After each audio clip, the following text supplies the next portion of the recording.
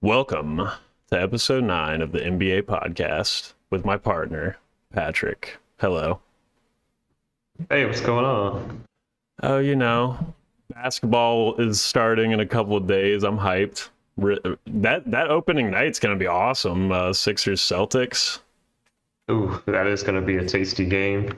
Oh, yeah. And many more to follow throughout the week. But before that, we have a little order of unfinished business here. We still have some awards to do that we didn't get around to. But first, we have a few bits of news with some of these contract extensions that everyone has seen while scrolling Reddit on the toilet before they go to work in the morning.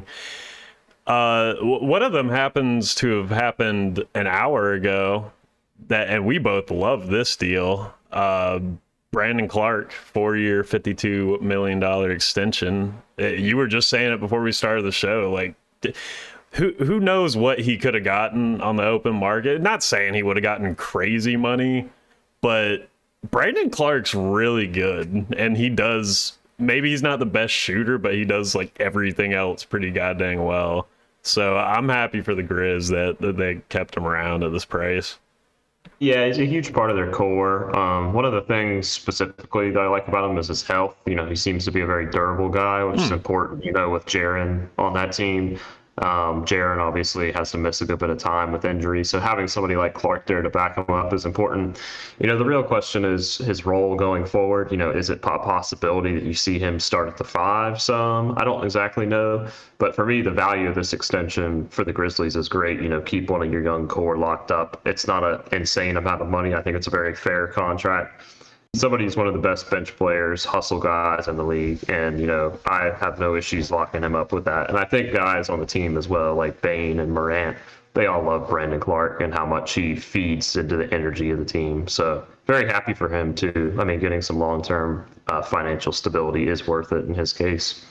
Yeah, and feelings probably mutual for him. He probably loves playing there. I mean, the playoffs, like there were some of those games where the Grizzlies just no one was doing anything, and it's like, okay, Brandon Clarke is for some reason the only guy that's gonna step up and score right now. It was crazy. But this got me thinking actually just now. I wonder if we could see a similar deal for PJ with the Hornets, because I've kind of been thinking about that. And it's going to be a crazy season for us, but I'm a big PJ fan. I've like flirted with the idea of him being in trade talks, but at this point, I just want to keep him around if we end up tanking this season. He may be a better shooter than Brandon Clarke. I mean, his shooting is inconsistent, but I feel like Brandon Clarke they both offer a lot, but I feel like they, all in all, they kind of even out. So maybe this extension could get us PJ for cheaper. What do you think? I tend to think just because of his offensive profile and also the fact I think we talked about the core of the Grizzlies. I think that's a big reason why Clarke may have taken a bit of a discount. I don't really want to call it a discount because I'm not really sure about his market value. I think PJ is just going to command more money with an extension because I think in his case, no disrespect, but he probably is interested in winning. And part of that, maybe he'd be more willing to test the open market. Also, agents are very important in this. I'm not sure who represents these players, but it is possible as well. That could be a big part. Some agents pretty much always push their players into free agency. Extension-wise, I'd probably guess more like the 60s for PJ on a 4-year deal. But, I mean, I also think that's not a bad deal either. I think that's a doable contract for the Hornets. So hopefully that is the case. It's almost a win and lose because he hasn't exactly panned out and I'm not even talking about like he needs to be some all-star, but there's been some like offensive inconsistency throughout his 3 years so far, or is this is year 4 coming up? Jesus, time flies. But yeah, I'm interested to see how that pans out. But we're not here to talk about the Hornets. I don't like to talk about them anymore. We're going to talk about the team now that had... I was trying to find a good way to segue that had the Goblin coach that was about to coach the Hornets. That's what I wanted to spit out there. So Jordan Poole got the bag, man. 4-year, $140 million. What was your initial reaction when you saw this? I mean, all I can really say is, it's great for Jordan Poole. It's one of those things.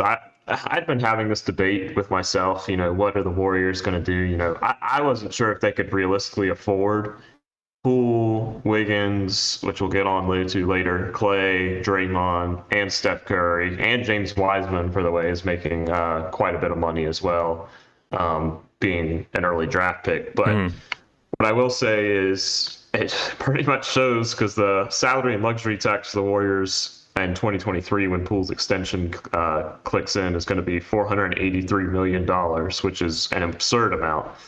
With that being said, I think it's only going to be a 1-year thing because then Draymond's current contract is up. He's obviously, I think everybody knows, going to be due for somewhat of a discount if he even returns at all. But I think this is very important for the Warriors. In the past, I was kind of like, well, Curry and Clay is the core. But I mean, at the same time, Curry's not getting any younger. Clay's dealing with, recovering from his major injuries, and he's not getting any younger either. Poole is clearly the future at guard for this team. And so you have to lock him up.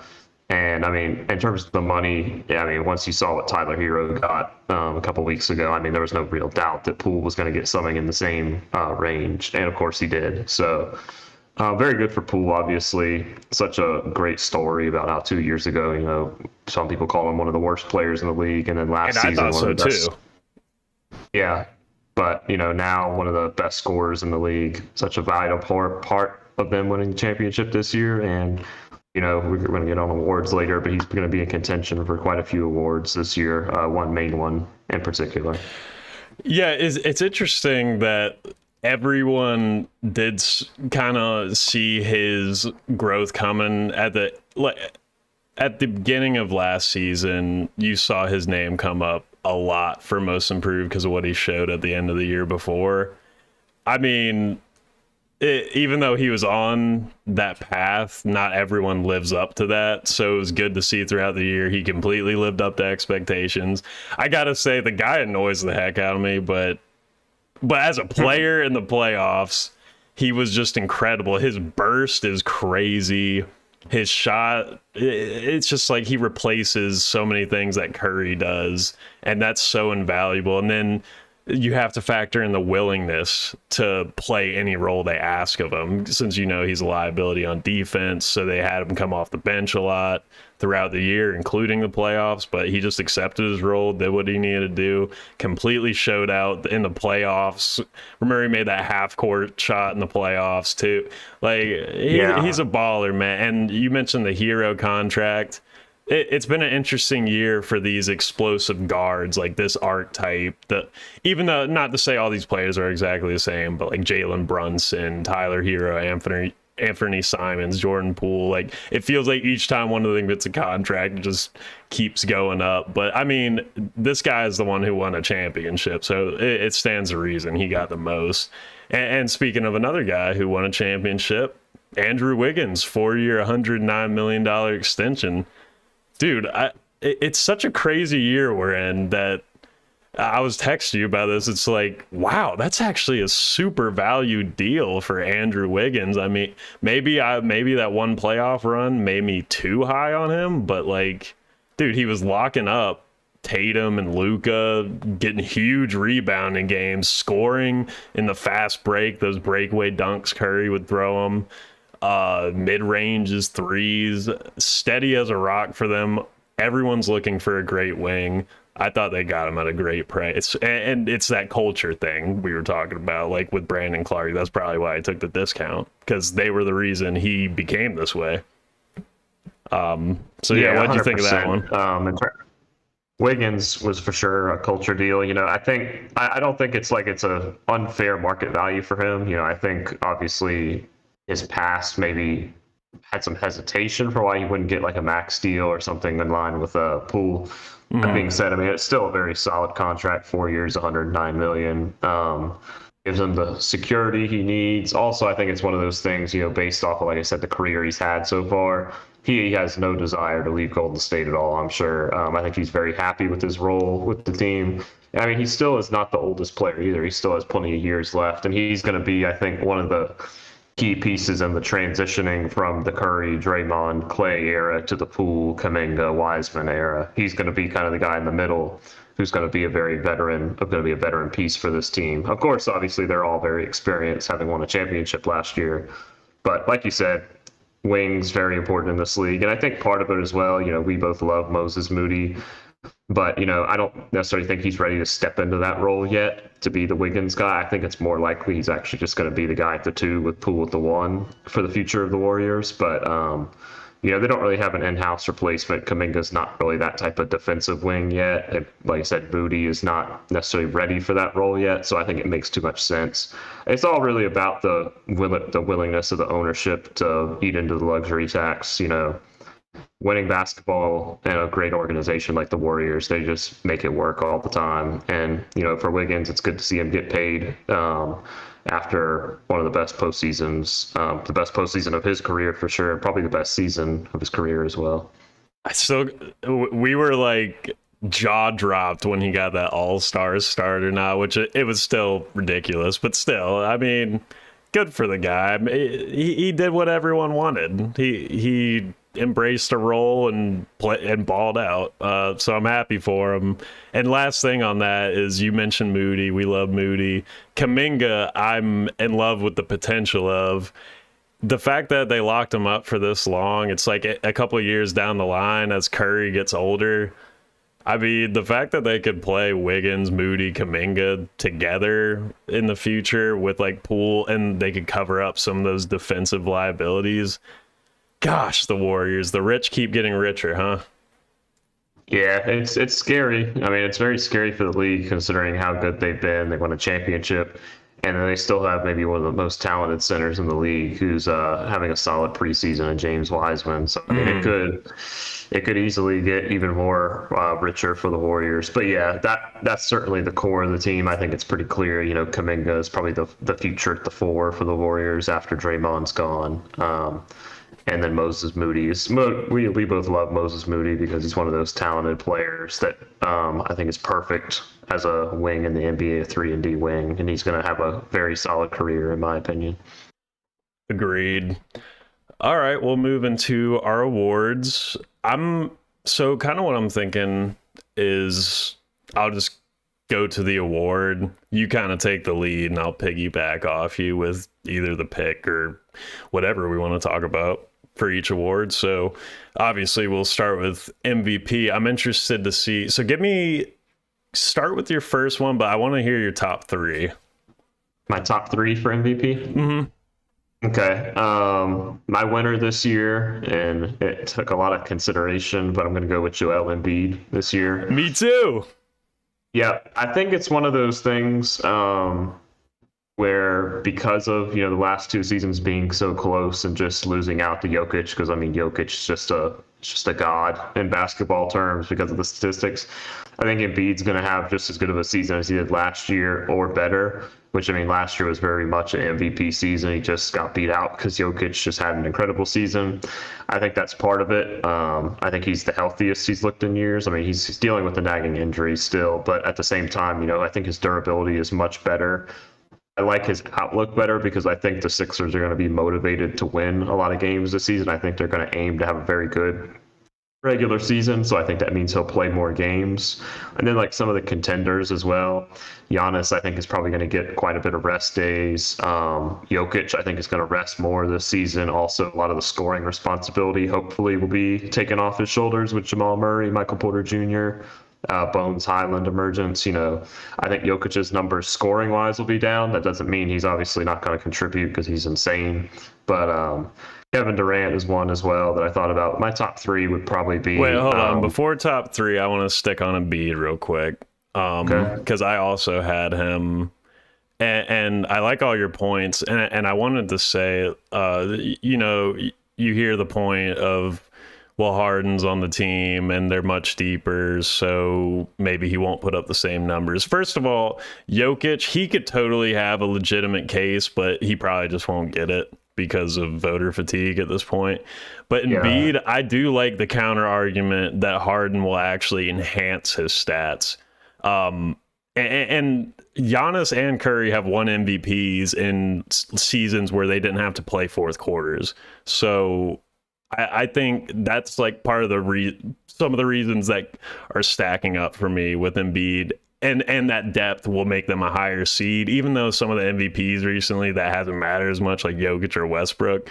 It still matters, and they'll win a lot of games, and Harden will set him up, and having better players will allow him to play more freely. So that's all my arguments for Embiid as my favorite. But go on with your other two. Yeah, well, I agree with all those points for sure. The voter fatigue thing also was a very big thing that played in my mind. You know, I was surprised that Jokic won last year, to be honest. I think it was just one of those things. He was just so incredible that, I mean, they didn't really have much of a choice, because I think if they had a choice, they would have probably gone with Embiid last year. I don't see anyway, unless Jokic somehow matches or does better than last year, that he's going to be able to win it again, which is a shame that the voting is like that way. But anyways, my top three, I think the three that I had after, I have Luka's second. I think Luka's going to have an incredible year. I think he's going to have more responsibility this year, which is unfortunate for his load, obviously. You know, it's probably going to lead to more fatigue, hopefully no injuries, but I think Luka's due for an incredible year. And then third, but aren't you lower on the Mavericks this year? So don't you think the team success, or are you with what I was saying earlier, where that doesn't matter as much anymore? If he's putting up 39 and 8, people will still vote for him. It's one of those things. His stats, I think, are going to be pretty incredible. And that being said, I have him as a 6th seed as well, which isn't, you know, much different. That's what Jokic was, yeah.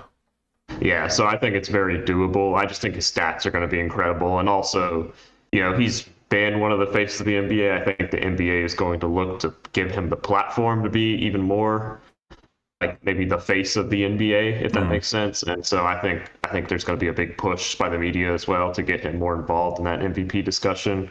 Where he had a great year last year, obviously first team All-NBA, but I think this year he's going to take another step forward.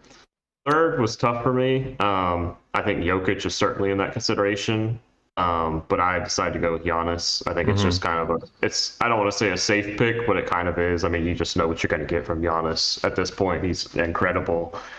The only thing I worry about is, like I said, rest. I think they're going to be eager to rest more of their players to prevent the injuries that they had this past postseason, so in the playoffs. So that being said, though, he's still going to put up the stats.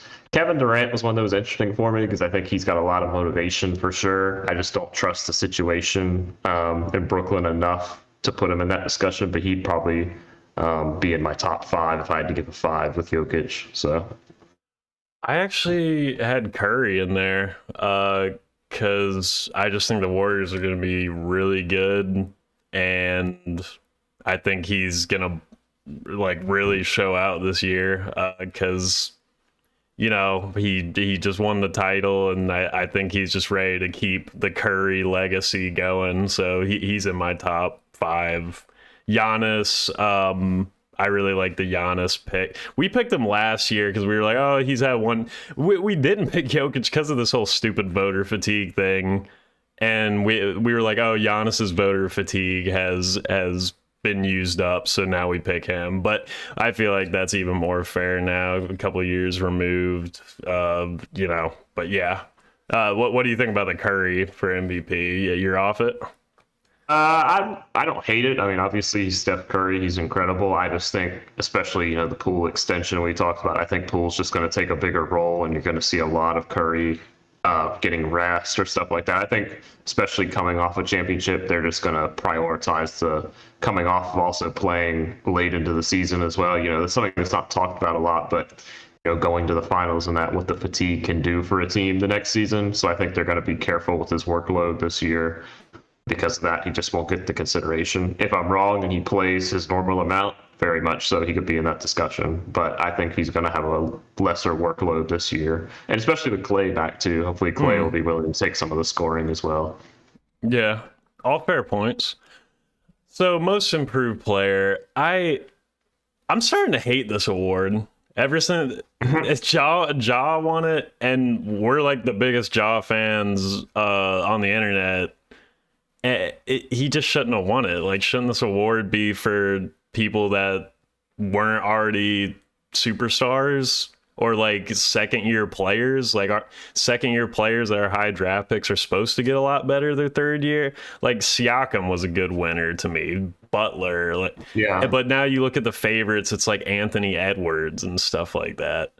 So who are your picks? I mean, I guess I picked more who I think should like project to win it. Not like who I think will, but what did you end up deciding on here? I it's tough for me because I have like a list. I have two guys that I really think are going to be high on this list, and it's tough for me to pick between them. The one I ended up going with is Jalen Brunson. Me too. Damn, on a roll today. I just think it makes too much sense, being in New York, being in that market. We talked about Tom Thibodeau winning Coach of the Year 2 years ago. The New York market will certainly boost his chances. And I also think, he's going to be not necessarily the guy, but he really is kind of the guy on this team, getting that contract, coming in, being the point guard for this team. He's had a great preseason also, I'd just like to add. And I think he's just going to put up very good numbers. There's chances of him being an all-star this year. I wouldn't be surprised at all. I think he'll fall just a little bit short of that, but he's going to be given the keys to running this offense, and I think he's going to put up great numbers. The other guy for me was Tyrese Maxey. I had him too. I know he breaks that rule I was saying with the third year player, but man, he's my only argument for it is I know he made a big bump last year. But if he can make an even bigger bump, and we're talking about a first or second seed title contender, I mean, he's due for it. I feel like that is a little more fair. What do you think of that? Yeah, I think certainly the team success will help if the Sixers get a 1 or 2 seed. I have him as a 3. And I think like you said, the numbers he put up last year, I think it's going to be one of those things. He's almost going to have to be an all-star this year for him to actually win the award. With that being said, I wouldn't be surprised if he is, because I'm very, very high on Tyrese Maxey. Some of the others in discussion, like I don't see Anthony Edwards winning this personally. I could see it, but I don't think it should happen. Like I don't agree. Yeah, I don't agree with that. I see like odds wise Zion is high on the list. I'm not really sure. That's just weird. It's like he's only played like 60 games. Yeah, if you want to give him a comeback player of the year, sure, but I don't really get that. One of the guys that I would like to mention is, of course, my boy Mikal Bridges. Only for the possibility, the what people have said of him taking a bigger role in the offense. If he breaks out offensively, I think he could definitely be in the running for this conversation. I just don't. I have faith in him to do it. I just don't think he's going to put up the scoring numbers to actually win this. But I figure how much of that have you seen in preseason? That like increased dribbling, pulling, like more different moves to the offense. Have they been using it a decent amount? I've seen that a fair bit. Yes, him and Cam Johnson. Cam Johnson unfortunately got hurt in preseason. He'll be back, I think, for the start of the season, but he missed a lot of it. Bridges, I did see a lot of it. That being said, Chris Paul sat out pretty much most of this preseason, so I think that's also a part of it. We'll really see when we get into the regular season, see how much of that is actually true. And of course, there's a lot of mouths to feed in our offense. Booker, Paul, Ayton, Cam Johnson, Dwayne Washington Jr. apparently now. So it'll be interesting to see, but I just wanted to give him a shout out because if he does show out offensively this year, I think he could be in discussion. He's not really being talked about. I like RJ Barrett here too, but I think Brunson's just going to take more of the spotlight. I'll give you one more for most improved. My guy, Anthony Simons. I know they're not going to be good, but and he already took a big jump last year, but if he could take an even bigger jump and maybe they're in the play-in race, I could see it just because the guy is like one of the best shooters in the league, and he's just a flat-out scorer. Yeah, I don't disagree with that at all. I mean, I also think their playoff odds have certainly risen in my mind, not necessarily because of what they've done, but also the lack of excitement from watching the Lakers this preseason. I think that I think there's a solid chance the Lakers are going to be in for a dogfight for the play-in this year, based off of what I've seen so far. Yeah, I mean, shoot, if they make the playoffs and Anthony Simons is averaging over 20 and more assists and shooting crazy percentage from three, it's totally realistic. But Yeah, it is interesting to see as well. I'm not sure. I haven't really paid enough attention to the Blazers. What is his role? Is he going to start next to Lillard, or is he going to I be a think he sixth will man? be Okay, like yeah. McCollum I did. think I think it makes perfectly fine sense, like you said, because of McCollum. But there is the possibility, maybe they start Josh Harden this year, little for defensive purposes. I don't know, but you're probably right. He will end up starting. Yeah, but I love the Brunson pick. I'm super excited to watch him on the Knicks. So, scoring title. Who you got? I mean, it's usually going to be the usual suspects here, but who you got? I got Luca winning this one. Very Big part fair. of, like I said, why I had him at second. I think he's going to take a jump this year. It was one of those things. I was looking at kind of his efficiency stuff, some of his shooting stats. He shot 35% from three this year. I don't necessarily see the improvement coming from there necessarily. His field goal percentage 45%, almost 46, which is obviously very good. I think a little bit of a jump there will help his case. And then I Free also think his throw line. Yeah, sorry, yeah, you were free right on it. yeah, free throw percentage 74%. It's honestly not too bad for him, to be honest, based off of what I saw last season. But I think it's one of those things. Luka's very motivated. He's going to work on that a lot, and I also think he's going to get more opportunities at the line this year. And I think his minutes will increase too. A lot of last season, he didn't necessarily with Dinwiddie and Brunson. He could take some more time off. I'm just not very sold on the idea of Tim Hardaway as the third guard there. So I think his scoring numbers are just going to be on the rise. Second for me was probably Embiid. I think that makes the most sense. Third, I'd probably go Kevin Durant or Giannis. I'm not really sure on that one, but I think Luka's going to win it, and I think he'll have a little bit of a gap between him and Embiid. I think he'll be over 30 points. Yeah, it's weird with Luca with that free throw and 3-point shooting percentage thing because his form looks so good. I don't. As for the 3-pointer, it could be fatigue or just bad shot selection because he does jack up some crazy threes. The free throw one is weird to me, man. I don't get that. I feel like he's gonna eventually bump it up with how good his form looks. But yeah, no. Pretty but like I said, usual suspects. I can't dispute any of this. Six man, where'd you go here? This one was there's a little bit of a debate at the top, but I think it's going to be Jordan Poole. Talked about it earlier. I just don't see him starting for this team just because I think Clay is going to get that opportunity for most of the season. And because of that, I mean, he's an incredible scorer coming off the bench for the Warriors. He's got all the name recognition now because of what he did in the playoffs. I think it's certainly his. And also, one other thing is I'm a little bit more sold on the ability of Tyler Hero to be in the starting lineup than Poole. I think he's obviously the other contender for this award, the other favorite, I should say. Because of that, I think Hero has a better chance of starting for the Miami Heat. And because of that, I think Poole will have more of a chance. There's a few other names. I like the idea of Karis LeVert, but I'm also not sure if he might be starting at the 3 for the Cavs. That's an interesting one. I see your boy Kelly Oubre's in the odds list, which is interesting. My sleeper for this pick would definitely be Bones Highland. I love the idea of him coming off the Nuggets bench and scoring like he already has done in his career and will continue to do. I think he will actually end up starting quite a few games just because of Murray recovering from the injury, but Murray's the guy, and I think Bones coming off the bench is going to be lethal. I really like Norman Powell as a plus 1500. Just because I'm a big Norman Powell fan, but I don't know. Some of these names are weird because I don't know how much they're going to be coming off the bench. Like Christian Wood, there has to be a point when they're like, yeah, actually, let's start Christian Wood, right? Maybe I don't know. It's Jason Kidd, but it's possible with him. I saw in the last preseason game, JaVale was starting at the 5, which was interesting.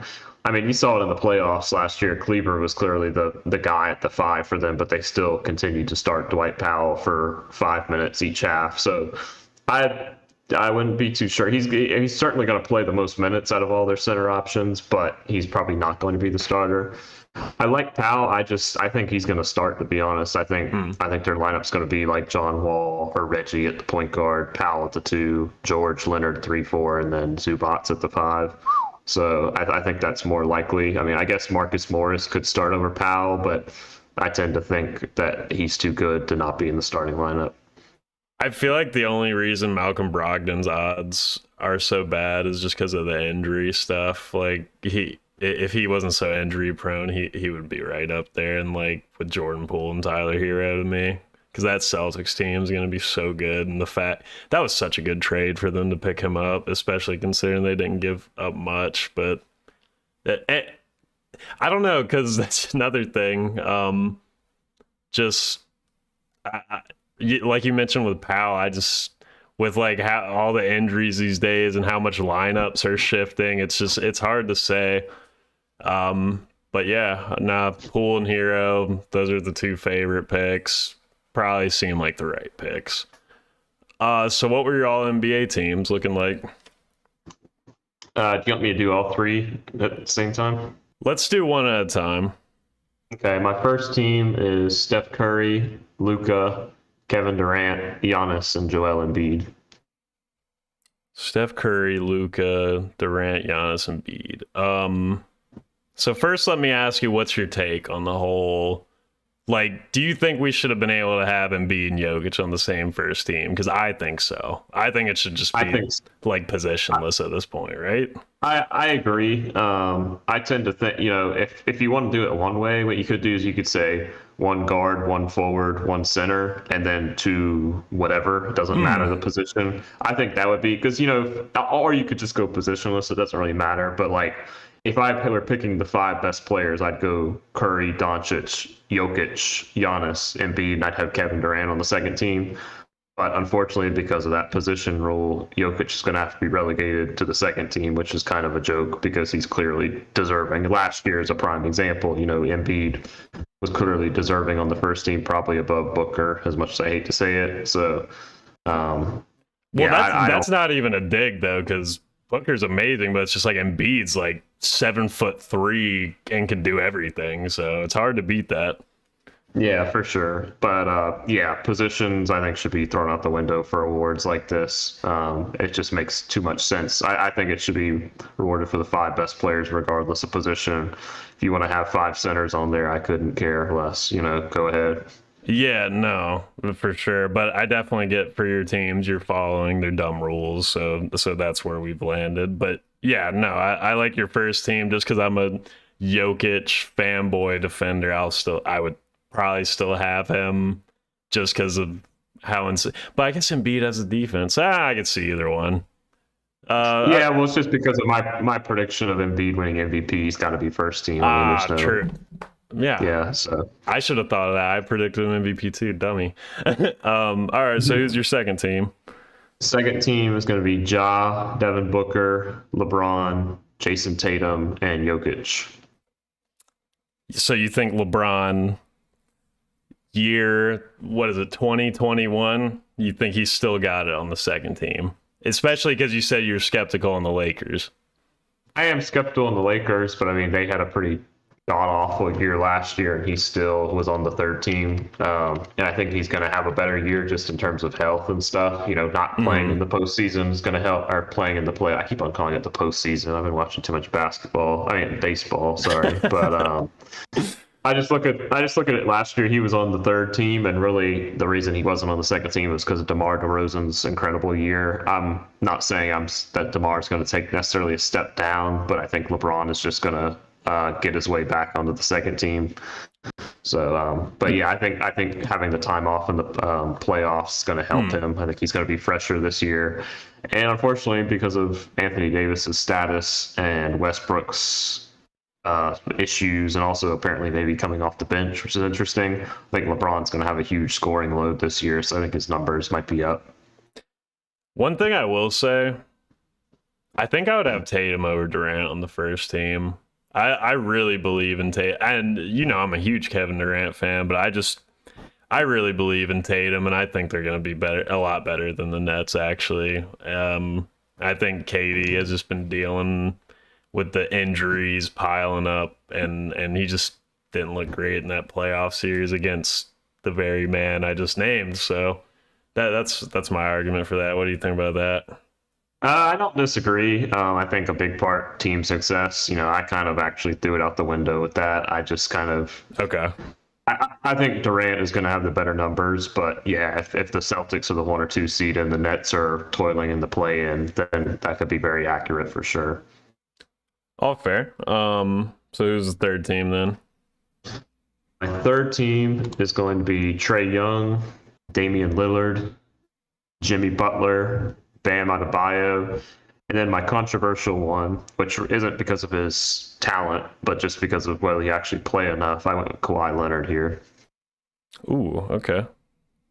Um, Trey, Dame, Butler, Bam, Kawhi. The Butler, that's another one that scares me with the not playing enough. He randomly will miss a lot of games, whether it be injury or they just don't want to play him. Um, Trey, I like. He's gonna put up huge numbers. Murray's gonna help him a lot. Dame, I like that you're betting on Dame to have a good bounce back after that gnarly injury he was dealing with this past year. And you mentioned DeRozan earlier. Like you said, it's not like he's gonna have some big regression, but that was just some crazy stuff he was doing last year. Um, Yeah, I think the popularity of the Bulls helped that a lot. mm, But I'm not sure. But like for me, Dame, I mean, he just has the track record. right. Second team 2016, All NBA first team in 2018, and then second team 2019, 2020, and 2021. So last year was the first time in I believe that's 5 years that he hasn't been on an All NBA team, clearly because of injury. I mean, I just think the numbers he's going to put up, he's going to easily make it on the third team. Yeah. Sorry, go ahead. Oh no, you're good. I was just gonna say, and then like you were saying, you weren't really factoring in record, and we're both not too high on the Blazers, so maybe hopefully that doesn't play too much into it if he does have a huge bounce back year. Yeah, it's interesting. One of the guys that's usually on these lists is like Chris Paul. I just think we're going to be a lot more, the Suns are going to be a lot more careful with Chris Paul, resting him a bit more. So I don't think I just don't think he'll have the scoring numbers this year to actually justify it. His assists will obviously be there, but unless the Suns have a season similar to last year, which I don't think they'll win that many games, I just don't think he'll have the numbers to get on here. DeRozan is a good point. I was actually pretty torn between going Kawhi or PG. I just think the Hmm. Clippers. I think Clippers are going to have a good year, and so they're going to kind of justify having a player on one of these teams. That is one thing I do believe in. Team record. If your team is up there, there should be somebody on those All NBA teams, unless it's like a case like the Hawks a couple of years ago, where you have 4 guys that are very good but are not really All NBA players. Unless you have a situation like that, I think you deserve to have representation on the first, second, or third team. In the case of the Clippers, I think Kawhi or PG will have a good enough year, and I went with Kawhi in this scenario. What I'm super duper interested in, because we just talked about DeRozan, but then look at the year before. You mentioned market popularity. Julius Randle, not to say he didn't have a great year, but he made his first All NBA team. I wonder if or who is going to be that guy this year that's just balls out unexpectedly for big stretches, goes out of their mind, and ends up sneaking their way on the third team All NBA. I'm excited to see if we have any candidates for that this year. Can you think of any off the top of your head? I don't even think I can. It's so unpredictable. One of the guys I think is Celtics have a really good year. Maybe you see Jalen Brown sneak in here. Oh yeah, that's a good I one. think that's a possibility. You could see a resurgent Harden maybe Hmm. if the Sixers have a good year. Unsure on that. Besides that, I mean, I guess Donovan Mitchell as well. That's a possibility if he comes to the Cavs and really leads Or them to like, Garland. or Garland. Yeah, both of them are very much possibilities. I just think Mitchell's scoring probably gets him higher on this list, but it's one of those situations, like the Suns had early on with the Paul Booker pairing. People saw Paul as the leader and the reason why the team was succeeding. Maybe that's what's going to happen with the Cavs. We'll see Garland is the reason the team is doing well. Not really sure on that though. Besides that, kind of depends. Like maybe you could say like Jamal Murray if the Nuggets come back and are like the 1 seed. I just don't know about that. You could say like Desmond Bain.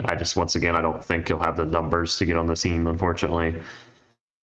Of course, there is Karl Anthony Towns, somebody who's been on these teams for a couple of years now. I just think his numbers are going to take a dip. And also watching some of preseason, I'm a little bit unsure about the Timberwolves offense at this point. And I also like Bam better than Towns personally. But Plus, Cat's been dealing with a health problem. I know he lost like 20 pounds, something like that. So hopefully he's going to be all right and could come back strong from that.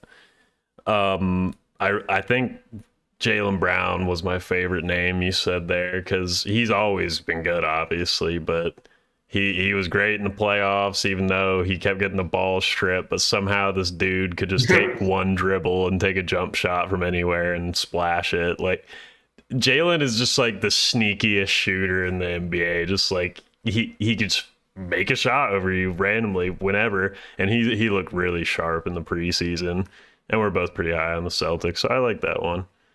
yeah, last name I'll come up with because I just thought about it. Zion is a possibility. He is. I just don't think he'll play enough games to be in consideration, but certainly he has the talent to make this list if he plays. Yeah, for sure. And something that just came to mind I wanted to mention, you mentioned Jamal Murray. That I like at first I actually like that name because I'm very high on the Nuggets and like I would love to see him have a huge bounce back year. But even before he tore his ACL, the regular season numbers are pretty inconsistent with him. So I don't know if he could ever scratch all NBA, let alone this year. I know that's a random name to pick out, but I'm a closet Nuggets fan. Speaking of which, finals picks, I guess since I segued with that, I'll be making my pick here. I got Nuggets versus Bucks, man, in the finals. I call me, maybe I'm inflating, maybe my bias is going too hard here, but I don't think it's that unfair. I'm that high on the Nuggets off season and them getting their guys back. Like, and you know what else is all these people made these huge trades, gave up the haul for everything. The Nuggets haven't done that. They still have stuff to trade. I mean, they have a few picks going out, including one to us through a series of other trades. But I like what they added to shore up the wings. They probably need a little bit better competent playmaking off the bench. I know you're off of Michael Porter Jr. Because of his back, and I don't blame you. And his defense is suspect. And then that's putting a lot of faith in Jamal Murray, who I just said bad things about. But I believe in Jokic. I think he's that good, and I think they've got just enough to get them all the way there. And I think we're due for another team to surprise us and sneak into the finals. But I would ultimately have the Bucks winning over them, I think, just because I just think Giannis is that guy. I mean, we saw what he did against your Suns. I just felt bad for you when I was watching. Well, I know there's the suspect fouls, like he's barreling into people, but still, I mean, made all his free throws, dropped 51. He's probably going to come back better this year. All it is health with them. They have the size. They have this talent. I'm assuming Bucks were in your final pick, right? Yes, you know how high I am on the Bucks. I had them as my one seed in the East. I think this is really the year for them. I think this is. I don't necessarily want to say this because it's not like their team is old, but I think this is maybe like their last real ride. I think especially if they were to win a championship, I think they might change some things up, just because of Middleton and Holiday starting to age a little bit. Or at least bring in another guy to go with them. I'm not really sure, but it doesn't really matter. The current iteration of the Bucks is a very good team, 100%, and I have them in the finals because the easy pick is to say the Warriors. I mean, it just makes a lot of sense, but I'm going to go with the team. I think that the only team in the West that can actually beat them, and that's going to be the LA Clippers here. They were one of my picks. As much as I dislike them, I mean, they're just built to win in the modern NBA, especially playoff basketball with all of those wings. I mean, and so, I mean, you talk about Paul George and Kawhi Leonard, two of the best wings in the NBA. And Norman Powell, Robert Covington, Marcus Morris, Nicholas Batum, Terrence Mann, Amir Coffey. I mean, my God, like how deep can you be? I mean, they have Zubats, who is solid as a center. You know, he's not the best, but he goes out there, he gets rebounds, he's physical, he's just as much as they need there. And of course, Marcus Morris can play that small ball five if he needs to. And then Reggie Jackson has been improving every year as he seems to get older. He seems to get better. And the wild card of John Wall, you know, how good can he be for this team? If he's even, you know, 75% of what he was as an all-star with the Wizards, he's going to be such a great add for this team compared to last year, you know, when they had to make Terrence Mann like the backup point guard. I didn't even mention Luke Kennard, one of the best shooters in the league, a microwave guy. They're just loaded. They're absolutely loaded. I don't think they're going to represent it in the regular season because, like I said, I think they're going to rest a lot of guys, specifically Kawhi and PG. Not postseason though. I mean, they're just going to be nasty. They're just like a nightmare matchup for at least to me as a Suns fan, but for a lot of teams, just you know, you're playing the Mavericks. You can have Kawhi, you can have PG, you can have Marcus Morris, you can have Norman Powell, you can have Covington take turns on Luka and stuff like that. I mean, they just have so many good defenders. And also Tyronn Lue is such a good coach as well. Gosh, you know, yes. The way he just coaches up their guys, their scheme defensively, it's just incredible. That being said, they're going to lose to the Bucks in the finals because Giannis is an absolute freak. He's an animal. With that being said, all those wing defenders, I don't think they have nobody who can guard Giannis. Zubats can try. He's physical, but he's not going to have the speed. Kawhi and PG aren't big enough. Marcus Morris get eaten alive. I think Giannis is just going to feast on them again. Chris Middleton's a tough guy, obviously, and then also the fact the Bucks, you know, Chris Middleton's a solid defender. Drew Holiday, if they've got enough defensive pieces to quiet Paul George and Kawhi enough, I just don't think you can bet against the Bucks. I just think they're such a good team just because of their versatility, their size, and their speed, and that kind of stuff. I just think they just have they're so physically dominant that only a team like the Clippers can compete with them. I think it probably would be an insane 6-7 game series, but I got the Bucks. I would counter that in saying that it would be tough. It would be really tough for the Bucks to adjust to that 5-out style, because then you got to sit like either Bobby or Brook Lopez, who you want out there to do good things for you because they're two of your best players. But the Clippers will just stretch you out and make you play their style because they just hit threes at a ridiculous rate. And then what Kawhi did to the Mavericks, you would think his finals run in Toronto would be his peak, but no, what I saw against the Mavericks was one of the craziest performances. I mean, he dragged them up. If he could just stay healthy, like you said, they're so loaded. And like I was saying with the Nuggets, they're very much a candidate for a trade. Because, you know, there's a lot of people that want to play on the team. And something that just popped in my head, I know this out of nowhere, but like, what if things aren't going good with the Nets? I feel like Kyrie or Ben Simmons could be a candidate for some kind of Clippers trade, even though the Nets would probably want picks back. I get it, but something like that. I don't know. They could turn a few players into one really good player and be even better. So I think they definitely have a shot, like you said, of 6 or 7 games. But I'm ultimately with you. I believe in Giannis. I believe in Chris. I believe in Drew. I believe in this Bucks team heavily. What were some other teams you picked, or were considering? That is. In the East, the Celtics obviously high on the list. Really, I hate to say it like this. Really, I can't see anybody besides the Bucks and the Celtics if they're healthy. The Sixers, obviously, I think they're going to have a good regular season. I just don't think in the playoffs they're going to be able to compete with Giannis and the team spirit of the Celtics. I think against the Celtics, they would have a better chance. I just don't see them beating the Bucks if the Bucks are in their way. In the West, the Warriors obviously are the main one. I think they're the biggest threat. Really, in the West, I think it's Warriors or Clippers, 100%. Grizzlies obviously had a great season last year, and of course, maybe the jaw injury, maybe that series against the Warriors goes differently. I just don't see them being able to hang with both of those teams. Once again, the Nuggets is a similar thing for me. I'm obviously high on Jokic. I'm just not as high. I'm not high at all on Porter Jr. I'm not quite as high on Jamal Murray. And also, I just think, one of the things, and I hate to say it because it's not Jokic's fault necessarily, but also, he hasn't really had that playoff success yet. And it's one of those things, he struggled quite a bit against the Warriors, small ball, that kind of thing. Especially if they play a matchup against the Clippers, I'd worry a lot about that side or that 5-out mentality that you're talking about. Jokic having to guard on the perimeter, he has improved in that aspect a lot. But Steph Curry was kind of eating his lunch last playoffs. But I don't know. I would disagree with that sentiment about the playoff success because you cannot blame him at all for the past couple of years with the injuries. And then the year before that, he came back 3-1 on the Clippers. So I feel like he just needs his team to be semi-decent and healthy, and then we could start saying stuff like that. Not throw shots at you.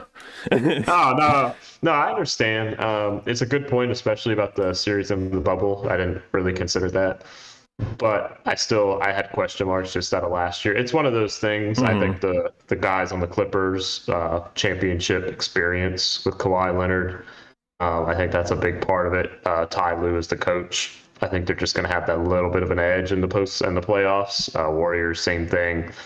My Suns, as much as I'd like to have them there, I just don't see them being able to do that, especially in my projection. They match up against the Clippers in the first round, which is literally the nightmare matchup. I'd rather play any team besides the Clippers, just because of their wings and stuff. I mean, we would run out of, they just run us into the ground due to their strength on the wings. So, I mean, you could put Luka and the Mavericks there. Like I said, I'm just not as high on them this year just because I don't think they're as deep as they were last year. Other than that, I mean, dude, then you're just throwing wild cards out of there. Pelicans, Timberwolves, if the big strategy goes right. Yeah, I saw like a quote from Rudy Gobert talking about how he wasn't here to get awards or personal accolades. He was here to develop a championship mentality. And it got me thinking, because you mentioned a lot of those teams, and I definitely agree. Like, a lot of them have their shortcomings, like Warriors, Clippers, have a lot more certainty. Clippers not as much because of the fact that Kawhi and PG have been dealing with such devastating injuries the past couple of years. Paul George with his shoulder and Kawhi with his leg. Sixers, I'm definitely with you. I do kind of want to believe that they could possibly put something together. I don't quite see it for some of the other teams in the East. Maybe this is more of my bias shining through here, but I know how crazy this sounds, but it just wouldn't shock me if the Timberwolves and Pelicans were in the finals next year. I'm not saying it's above like a 20% chance, but if my future self was like, hey, the Timberwolves broke through, they did it, I would go like, I can kind of see it. Or like Pelicans, they actually did it. I'm like, they were pretty good in the playoffs. They've gotten a lot better, and Zion is like the ultimate wild card because it's not like anyone's going to be able to guard him. Now, it's not like he'll be able to guard anyone else, but I don't know. Maybe they could just have just enough. We just have so much talent. It's really hard to say. Like, it definitely feels more open than any year I could remember. That's for sure.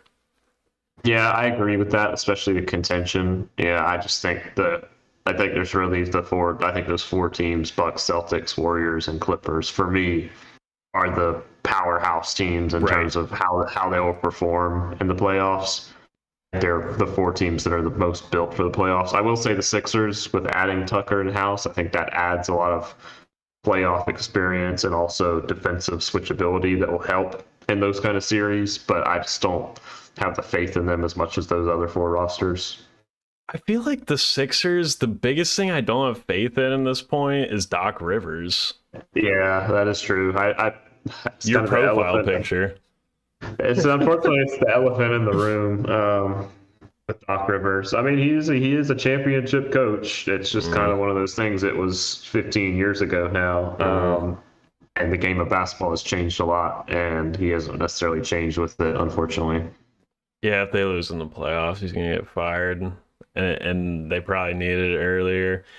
But I mean, I know you could point the finger at James Harden because he always messes up in the playoffs. He had a few big games last playoffs, but if he is fully healed from the hamstring, because that's a real thing, man. Like, if me or you had a hamstring, we'd be complaining about it all day. This man was playing NBA games with it.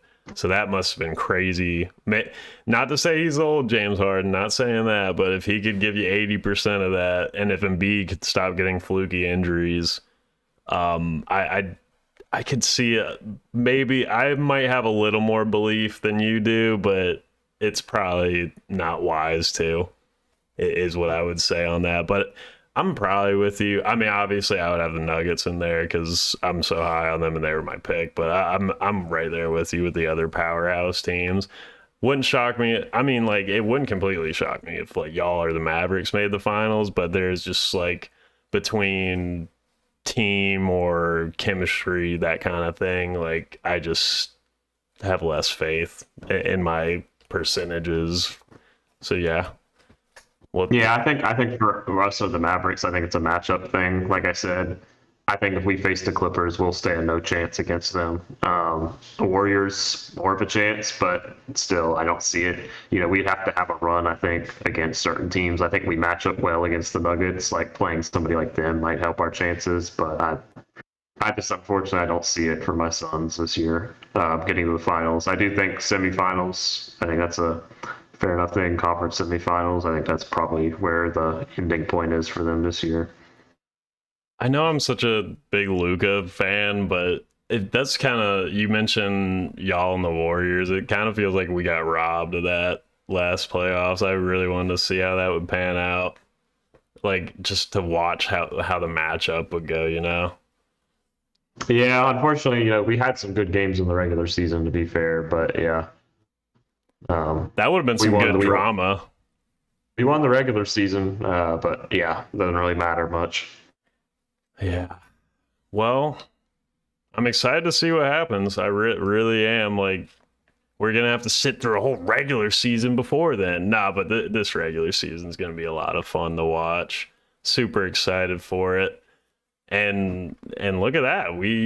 We have our predictions. We have our standings. We have some awards, finals picks. We did it, dude. Now, are you ready to enter the era of actually talking about real basketball and not theoretical, hypothetical, stringing together from our memories and dreams conversations? Yeah, it'll be good to have real basketball back. Certainly since baseball season has ended early for me this year, unfortunately. Well, I'm very happy for basketball to be brought in to the picture. Braves got wiped out. Yeah, they lost to the damn Phillies. We still got a couple more weeks as world champions, but yeah, we will not be reclaiming the crown this year. But it was a great season still. Well, you're talking to a guy that's hoping that his basketball and football team that share the same color scheme get the #1 pick to save the team. So yeah, it's dark days for me over here too. So we're good. but yeah, no, it was fun, dude. We'll reconvene with some actual games to talk about. But until then, take it easy, man. Sounds good. All right.